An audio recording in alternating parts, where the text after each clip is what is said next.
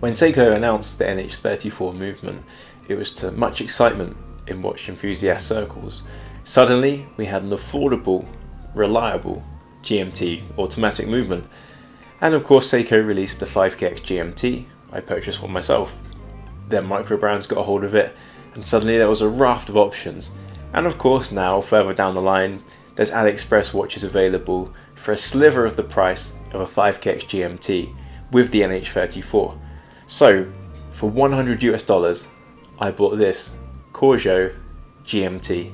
The question is, should you? Well, let's take a look.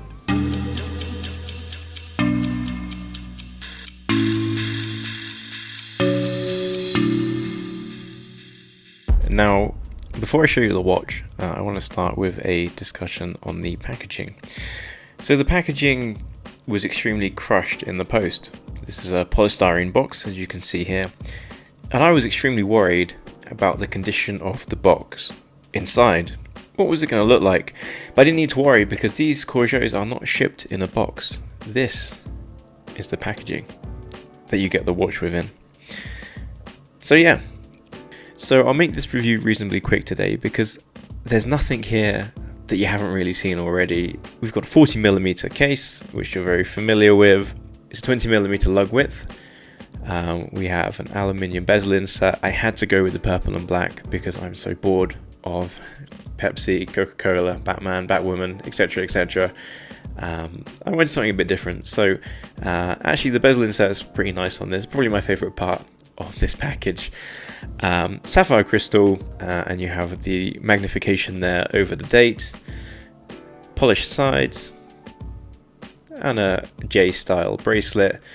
If you ever bought a Pagani, you'll be familiar with this bracelet with this clasp. It's it's pretty budget feeling. It's fine for the job, for the money. It's hard to complain.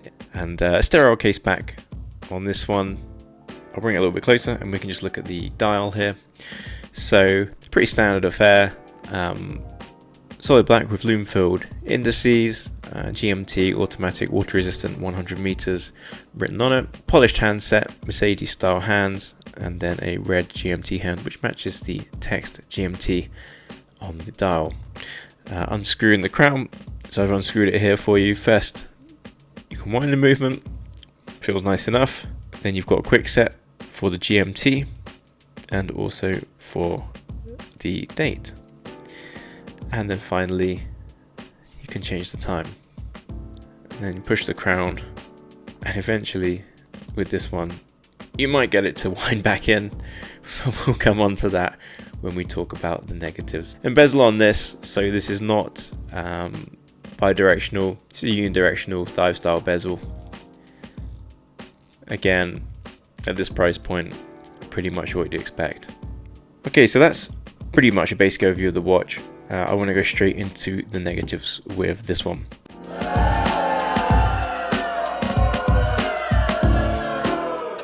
So first thing that I don't like about this, the brushing is absolutely shocking on the bracelet here, especially on these end links. It looks like I've had a few drinks and taken some Scotch-Brite to it in anger. It's not even straight, doesn't really match the rest of the case, and it's just a really terrible finish. So yeah, appalling finish on the bracelet there. Second issue I have is alignment. So let's check the alignment of the hands. So if we come round to the 12 o'clock, you set that, and let me just set the GMT hand. So GMT hand is either not aligned or not aligned. I don't know who was setting the hands, but again, no care taken, no time taken. What's the point in having a GMT that's always going to be misaligned? It really is not good. Next issue I have with the watch is that thanks to the superb packaging, it was actually scratched out of the box. So I'll try and get it in focus here. This scratch here was ready for me as I pulled all of the packaging off. Literally the minute I got it out of the box. I think a lack of care, lack of effort, a rush to assemble it at the cheapest possible price, and it really, again, is another thing that just spoils the whole experience of buying a watch. Even a budget watch, you expect to be the one to put the first few scratches onto the watch. Another downside is the crown.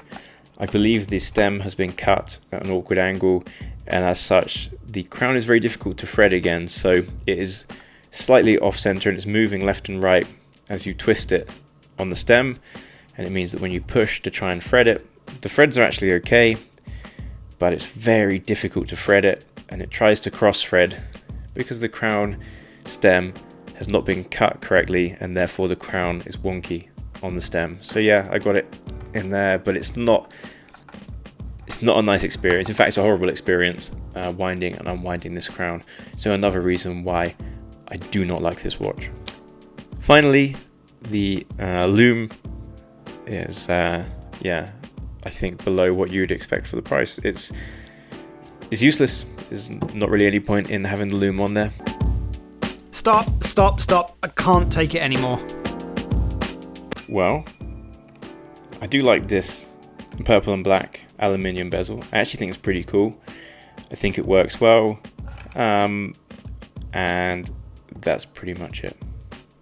I suppose I should mention the other thing that I do like is something that you can't see, and that's the fact we've got an NH34 movement in this, and that is going to be the only saving grace for this watch, and it's going to be the one thing that stops the entire thing going straight into the bin.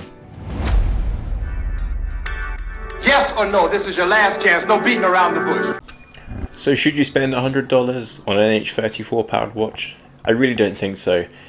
I think the sacrifices you're making in terms of fit, finish and overall quality of the product does not justify it, and I think you're far better off if you can save a little bit of extra money, go for a good quality micro brand, or of course the original Seiko 5KX GMT. Even if you look on the used market, prices are coming down for that. I think it's far better value for money, and I think you're wasting your money buying something like this because there's too many corners that are cut to put it out at this price. However, that's not quite the end of the story. I do think there is a way of modding this and making it into something really good at low cost. So stay tuned for that in a future video.